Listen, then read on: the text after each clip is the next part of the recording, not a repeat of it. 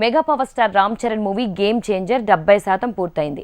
Mahesh Babu cinema 30% complete అయింది. ఇక Pawan OG background music magic చేస్తోంది. ప్రభాస్ సలార్ సీక్వెల్ తాలూకా అప్డేట్ వచ్చేసింది.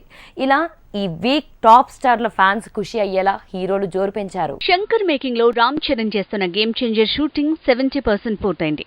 ఆగస్టు లేదంటే సెప్టెంబర్ ఫస్ట్ వీక్ లోగా టోటల్ షూటింగ్ పూర్తవుతుందట. రిలీజ్ డేట్ మాత్రం సమ్మర్ అని తెలుస్తోంది.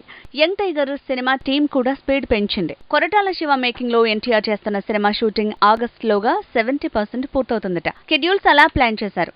ఇక హిందీ మూవీ వార్ 2లో తారక్ వేసేది గెస్ట్ రోల్ అని, అది కృష్ణుడి పాత్ర ప్రేరణగా ఉంటుందని ప్రచారం జరుగుతోంది. ఇక సుజిత్ మేకింగ్ లో పవన్ చేస్తున్న ఓజీ తాలూకు షూటింగ్ సందడి మొదలైంది. ఇక తమన్ వదిలిన బీజిఎం కూడా నెట్ లో వైరల్ అయింది. Megastar Chiranjeevi Bhola Shankar movie shooting పూర్తిగా వస్తోంది.